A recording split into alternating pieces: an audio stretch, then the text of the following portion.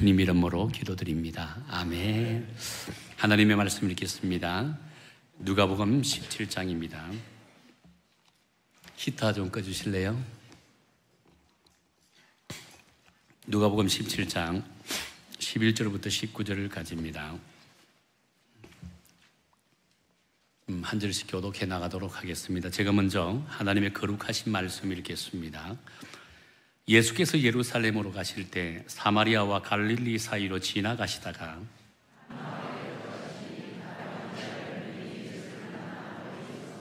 소리를 높여 이르되 예수 선생님이여 우리를 불쌍히 여기소서 하거늘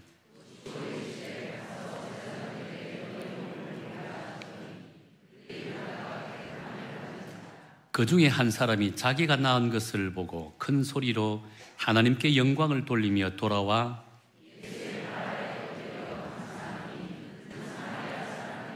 예수께서 대답하여 이르시되 10사람이 다 깨끗함을 받지 아니하였느냐?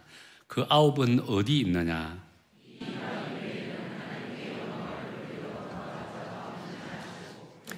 같이 읽겠습니다. 그에게 이르시되 일어나 가라. 내 믿음이 너를 구원하였느니라 하시더라. 아멘.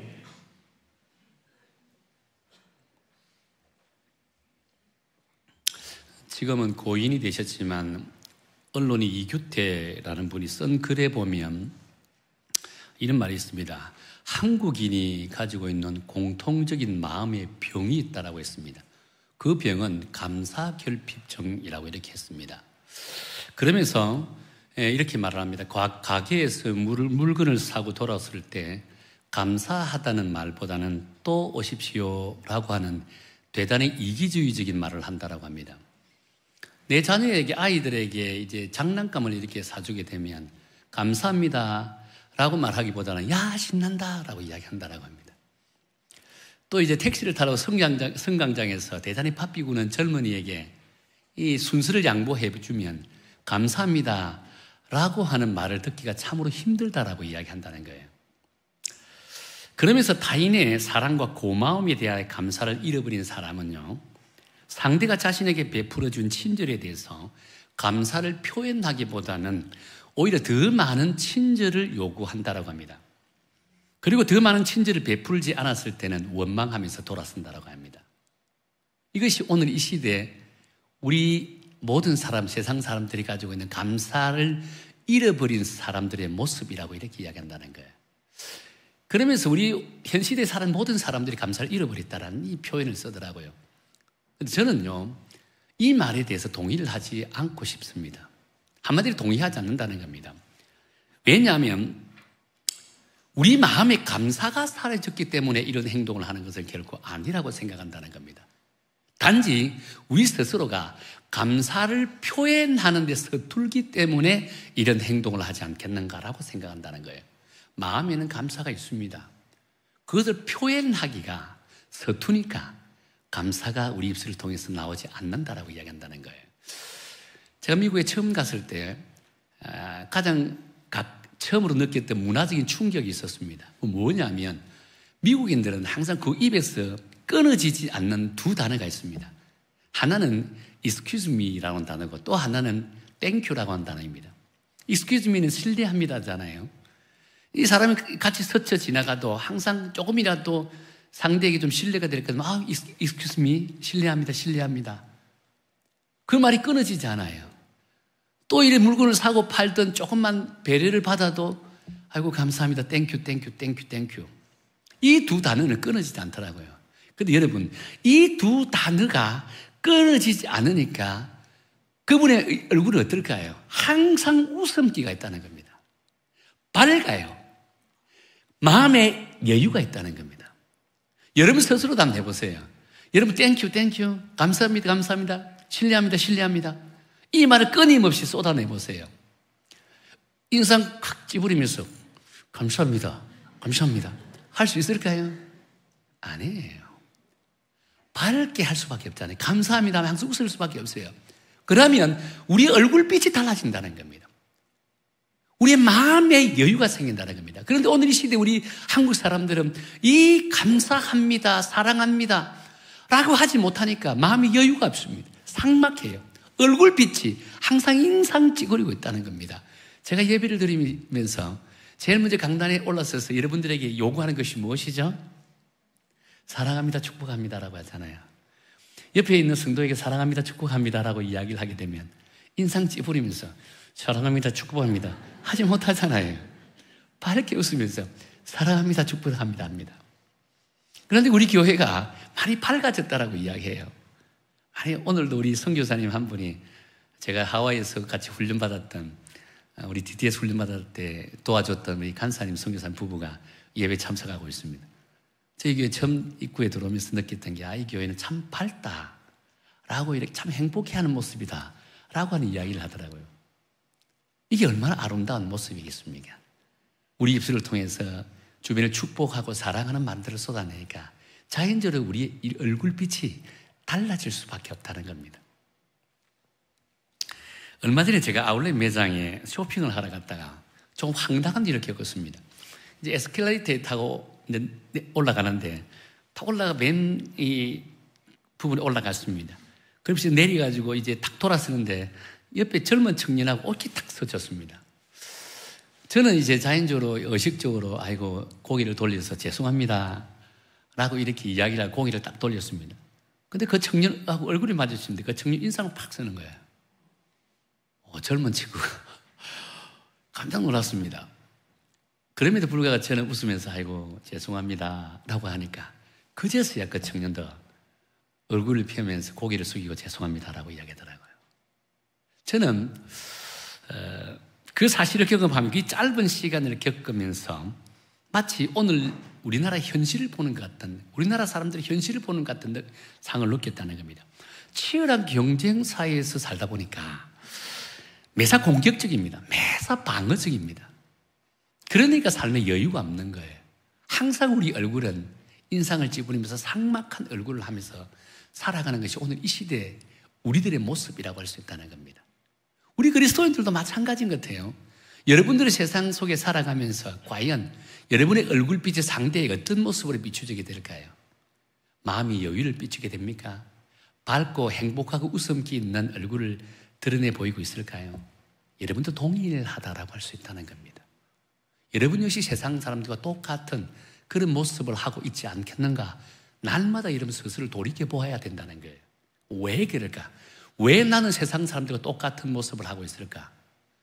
우리 오늘 이 본문의 말씀을 통해서 답을 찾아 나가자는 겁니다.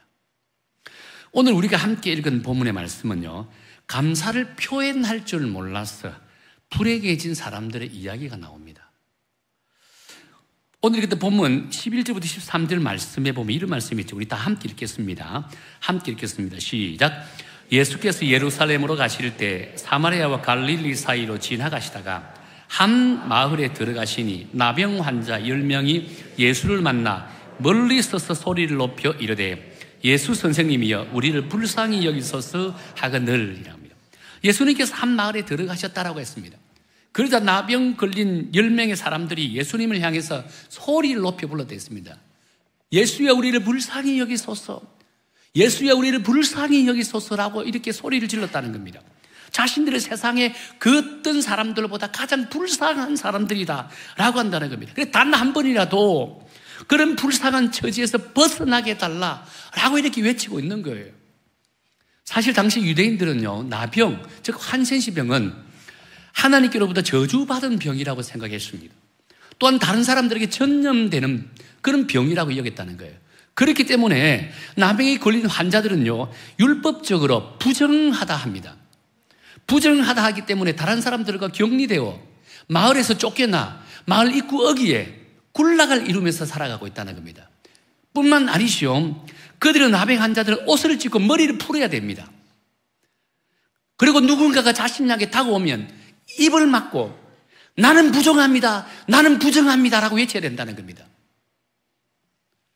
쉽게 말하면요, 나는 더러운 놈이니까 나에게 오지 마십시오, 나에게 오지 마십시오, 나에게 오면 당신도 부정한 사람이 됩니다 라고 외쳐야 된다는 거예요.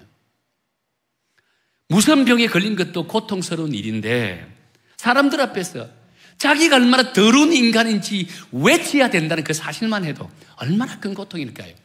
이 나병 환자들은 당시에 삼중고를 겪고 있는 정말 불쌍한 사람 가운데서 가장 불쌍한 사람들이지 않겠는가라고 본다는 겁니다. 근데 이런 나병 환자들이 예수님에 대한 소식을 들었다는 겁니다. 예수는 기도만 하면, 명령만 하면 모든 질병이 떠나간다라고 하는 이야기를 들었던 것 같아요. 예수님이 또 오신다는 이야기를 듣고 예수님을 향해서 이제 예수님을 통해서 치유받기를 원했다라고 한다는 거예요.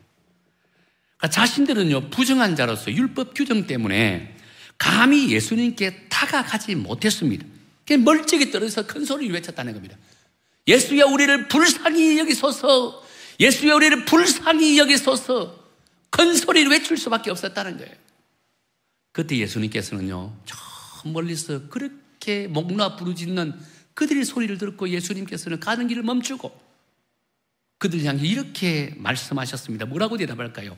14절에 볼까요? 우리 14절입니다. 다 함께 읽겠습니다. 시작. 보시고 이르시되 가서 제사장들에게 너희 몸을 보이라 하셨더니 그들이 가다가 깨끗함을 받은지라라고 합니다. 저는 이 구절이 굉장히 중요한 구절이라고 생각합니다. 여기는 두 동사가 등장하죠. 하나는 가서, 또 다른 하나는 가다가입니다. 예수님께서는 10명의 나병 환자들이 부르짖음에 그들이 긍휼히 여겨주셔서 제사장들에게 가서 자신의 몸을 보이라고 했습니다.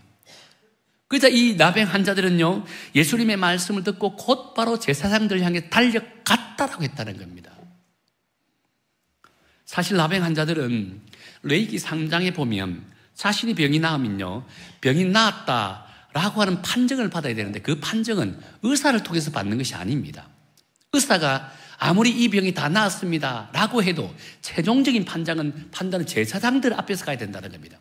제사장이 보고 이 병이 다 나았습니다, 그리고 이제는 정상적입니다, 이제는 부정한 자에서 자유했습니다 라고 종교적인 선언을 해야만 비로소 정상적인 생활로 되돌아갈 수 있다는 겁니다. 그래서 이 나병 환자들은요, 예수님의 말씀을 듣고 곧장 제사장에게 달려갔다는 겁니다. 왜? 자신의 몸을 보여주기 위해서 했다는 겁니다. 자, 자연히 오늘 이 본문의 말씀 보면 가스라고 하는 단어의 의미는요, 나병 환자들에게 의지적인 결단을 촉구하는 그런 말씀이라고 할 수 있다는 겁니다. 사실 하나님께서 그들에게 아무리 은혜를 주려고 해도 받을 사람이 의지적인 결단이 없으면 그 은혜를 받을 수 없다는 거예요. 우리가 구원의 은혜를 얻기 위해서도요, 반드시 이 의지적인 결단이 있어야만 구원을 얻을 수가 있다는 거예요. 지난 주일 전도 축제를 통해서 많은 분들이 오셨습니다. 이번 주에도 오셔서 예배를 드리는 분들이 있습니다. 사실 교회 발걸음을 처음 옮긴다는 게 여러분 결코 쉬운 것이 아닙니다. 나의 의지적인 결단이 있어야만 이 교회에 나와서 예배를 드릴 수 있다는 겁니다. 그러니까 분명한 사실은요, 이 의지적인 결단이 바로 은혜 받기 위한 터닝 포인트와 마찬가지라고 할 수 있다는 거예요. 그런데 여러분, 이 의지적인 결단을 하기 쉬울까요? 쉽다고 생각하면 그 누구라도 은혜를 누릴 수 있습니다. 그런데 대다수의 사람들은요, 이 의지적인 결단을 하지 못해서 은혜를 누리지 못한다는 거예요. 그런데 오늘 본문의 나병 환자들은 예수님께서 가라고 말씀하시니까 제사장에게 달려가는 이 의지적인 결단을 하게 되어졌더라라고 한다는 거예요. 그 당시 상황을 보면 이 의지적인 결단을 하기는 결코 쉽지 않은 상황이라고 할 수 있다는 겁니다. 왜냐하면 단순히 이 나병 환자들 입장에서 예수님의 말씀만 듣고 제사장에게 달려가는 것은 여러분이라면 결코 쉬울까요? 그렇지 않습니다. 예수님이 제사장에게 가서 보이라고 했을 때 자기 몸을 보니까 조금의 변화가 생겼다는 겁니다. 날 기미가 보였다는 겁니다.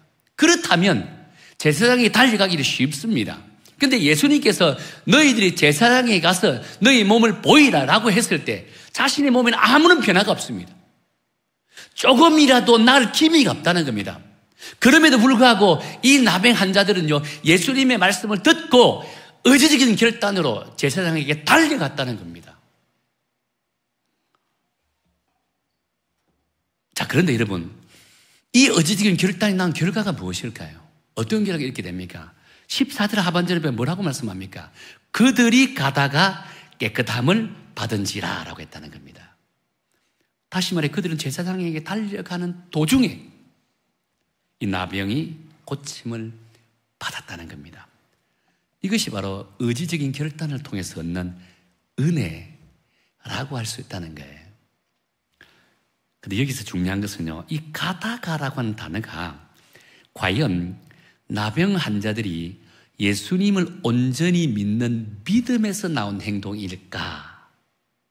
라고 우리가 한번 고민해 봐야 된다는 겁니다. 여기에 대해서 13절에 보면 나병 환자들이 예수님을 부르는 장면이 나오잖아요. 예수님을 어떻게 부릅니까? 예수 선생이여 우리를 불쌍히 여기소서라고 한다는 겁니다. 지금 나병 환자들이 예수님을 부를 때 선생이여라고 이렇게 불렀습니다. 선생은 헬라 원어로 보면 랍비라고 합니다. 가르치는 자라고 한다는 겁니다.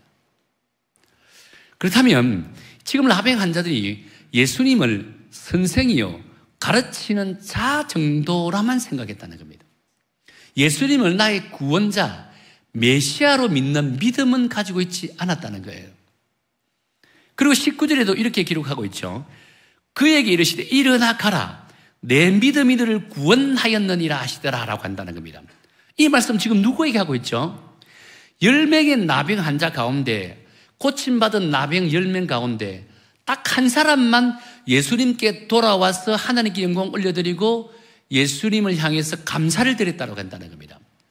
단 한 사람, 예수님께 돌아와서 하나님께 영광 올려드리고 예수님께 감사드렸던 그 한 사람을 향해서 예수님께서 그에게 축복의 말씀을 주는 것이 내 믿음이 너를 구원하였느냐라고 한다는 겁니다.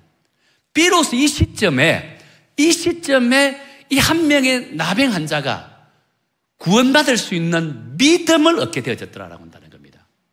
그렇다면 지금 의지적인 결단을 통해서 그들이 고침을 받을 그 당시에는요, 그들이 구원받을 수 있는 그런 믿음을 가지고 있지 않았다는 사실을 우리는 알 수가 있다는 겁니다. 결과론적으로 보면 지금 나병 환자들의 행동은요, 믿음에서 나온 행동이 아니라는 겁니다. 지푸라기라도 잡는 심정으로 한 지극히 보편적인 행동이라고 할 수 있다는 거예요.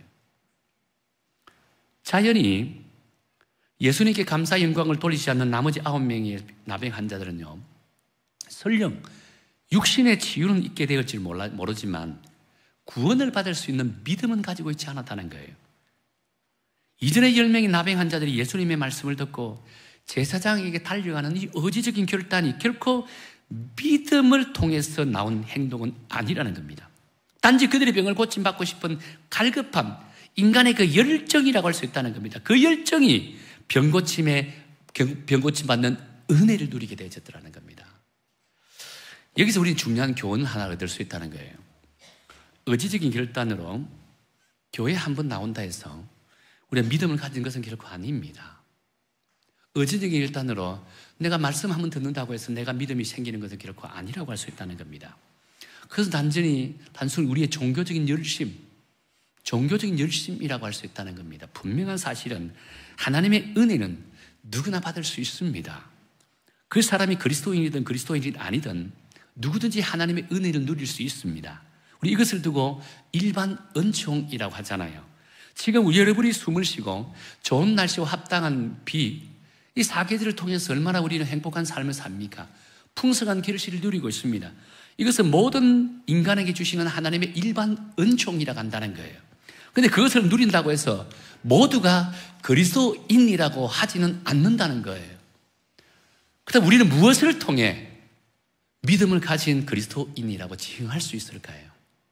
그것은요, 그 은혜에 어떻게 반응하는가를 통해서 그 사람이 믿음이 있는지 믿음이 없는지, 구원받은지 구원받지 않은지를 구별할 수 있다는 겁니다.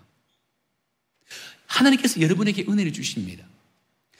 동일한 축복을 줍니다. 세상 사람들이 누리는 것 동일하게 누립니다. 그다음 여러분은 과연 하나님 주신 그 은혜에 얼마나 반응합니까? 얼마나 하나님 앞에 감사를 드립니까? 얼마나 하나님 앞에 찬양을 드립니까? 내 마음속에 그런 감사와 찬양이 솟아나지 않는다면 여러분 각자의 믿음을 점검해 보아야 된다는 겁니다. 진정 우리가 그리스도인이라면 풍성한 결실을 맺고 사업이 번창하고 자식이 잘 되고 건강을 얻게 되면 나도 모르게 내 입술을 통해서 저절로 감사가 터져 나오잖아요. 뿐만 아니죠. 비록 우리가 가진 것은 별로 없다 해도 그냥 하루하루 건강하게 살아가고 또 주님과 동행하는 삶을 살아간다면 나도 모르게 어느 순간 내 입술을 통해 하나님 앞에 감사가 쏟아져 나온다는 겁니다. 이것이 온전한 그리스도인, 이것이 건강한 그리스도인, 이것이 구원받는 믿음을 가진 그리스도인들이 가져야 될 믿음의 자세라고 할 수 있다는 겁니다. 과연 여러분은 그런 감사를 하고 있습니까? 과연 여러분은 그런 하나님 주신 은혜에 그런 반응을 하고 있습니까? 나도 모르게 어느 순간에 하나님이 나에게 주신 은혜가 너무나도 많고 베풀어 주신 그런 능력이 너무나 많은데 내 입술을 닦아버린다면, 감사하지 않고 하나님께 찬양을 하지 않고 그 모든 것을 나에게 돌려버린다면 내 능력을 얻어진 것이고 내 노력으로 얻어진 것이다라고 생각해버린다면, 그 은혜가 나한테 그것을 영광을 돌려버린다면 하나님은 그런 자에게 감동하지 않습니다. 하나님 그런 자에게 뭐라고 말씀하냐면요, 내 믿음을 점검해보라 라고 말씀하고 있다는 거예요. 오늘 본문에 등장하는 10명의 나병 환자들 중에요, 단 한 명만이 예수님께서 베풀어 주신 은혜에 감사를 드렸다라고 했습니다. 그렇다면 나머지 9명 왜 감사를 드리지 않았을까요? 분명 의지적인 결단을 했습니다. 그리고 그 결단으로 하나님의 은혜를 받았습니다. 그렇다면 당연히 자신의 병을 고쳐주신 그 하나님께 돌아와서 감사를 드려야 됩니다. 그것이 인간이 가질 수 있는 최소한 예의라고 할 수 있다는 거예요. 이들에게는요, 진정 구원받을 만한 믿음이 없기 때문에 예수님께 돌아오지 않았다는 거예요. 하나님께 영광을 돌리지 않았다는 겁니다. 하나님께 감사하지 않았다는 거예요. 예수님을 통해 병고침의 은혜를 입었으나 진정 예수님을 메시아로, 구원자로서는 믿지를 않았다는 거예요. 그래서 예수님께서 이들의 안타까움을 보시고 오늘 본문 17절과 18절에서 이렇게 통탄했다는 겁니다. 우리 다 함께 읽어볼까요? 시작. 예수께서 대답하여 이르시되 10사람이 다 깨끗함을 받지 아니하였느냐? 그 9은 어디 있느냐? 이 이방인 외에는 하나님께 영광을 돌리러 돌아온 자가 없느냐 하시고라고 했다는 거예요. 전강 목사님이라는 분이 계십니다. 이분이 쓴 책에 보면 평생 감사라고 하는 책이 있거든요. 그 감사에 감사하지 않는 9명의 이 나병 환자들이 왜 감사하지 않았는가, 그 이유를 나름대로 이렇게 분석했다라고요. 제가 읽어드릴게요. 첫 번째 사람은 병이 진짜 나은 것인지 이어사 저어사 찾아다니며 확인하느라 감사를 하지 못했다고 합니다. 두 번째 사람은 병이 낫기는 했지만 재발을 할지 모르기 때문에 좀 더 두고 보느라 감사하지 못했다고 합니다. 세 번째 사람은 더러운 옷도 갈아입고 목욕도 하고 예물도 준비해서 천천히 예수님을 찾아뵈려고 감사하지 못했다고 합니다. 네 번째 사람은 이제 보니 이것이 나병이 아니었던 것 같아 라고 하며 의사의 오진이었다고 생각하며 감사하지 못했다고 합니다. 다섯 번째 사람은 현재의 상태는 완전히 나은 상태가 아니야, 겉만 나았지 속은 그대로일 거야 라고 생각하는 것 때문에 감사하지 못했다고 합니다. 여섯 번째 사람은요, 제사장에게 자신이 병이 나았다는 인정을 받은 후에 마음대로 거리를 활보하고 돌아다니느냐 감사하지 못했다고 합니다. 일곱 번째 사람은요, 예수님 이 병에 별로 신경 애쓰신 것이 없이 약을 발라 죽은 것도 아닌데 라고 생각하며 감사하지 않았다고 합니다. 여덟 번째 사람은요, 이런 것은 의사나 랍비나면 다 할 수 있어, 별로 대단한 것이 아니야 라고 생각하며 감사하지 않았다고 합니다. 마지막 아홉 번째 사람은요, 이런저런 핑계를 대느라 감사하지 못했다라고 한다는 거예요. 그리고 감사하지 못한 9명의 사람들에게 나름의 이유가 있습니다. 여러분들은 이 9명의 환자들이 되었던 이 나름의 이유, 비유해 봤을 때 여러분 이 나름의 이유에 포함되고 있지는 않는다고 생각하십니까? 나는 괜찮다라고 생각합니까? 분명한 것은 이것은 우선순위의 문제라고 할 수 있다는 겁니다. 정확한 믿음을 갖고 있는 사람, 건강한 믿음을 가지고 있는 사람, 예수 그리스도가 나의 구주임을 입술로 고백하는 사람은요, 삶의 우선순위가 정확합니다. 삶의 우선순위가 정확하다고 할 수 있다는 겁니다. 하나님이 기뻐 받으시는 감사, 하나님이 인정해 주시는 감사는요, 내 삶 속에 그 무엇보다 감사를 가장 우선순위에 둔다는 거예요.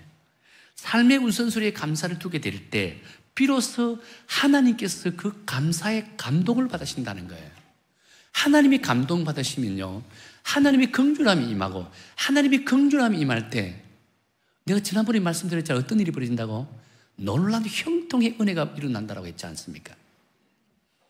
그렇게 우선순위를 자기에게 두는 자, 우선순위를 세상에 두는 자, 우선순위를 내 삶의 환경에 두는 자, 우선순위를 내 가족에게 주는 자들의 믿음은 결코 하나님이 감동할 수 없고, 무엇보다도 온전한 믿음이라고 할 수가 없다는 겁니다.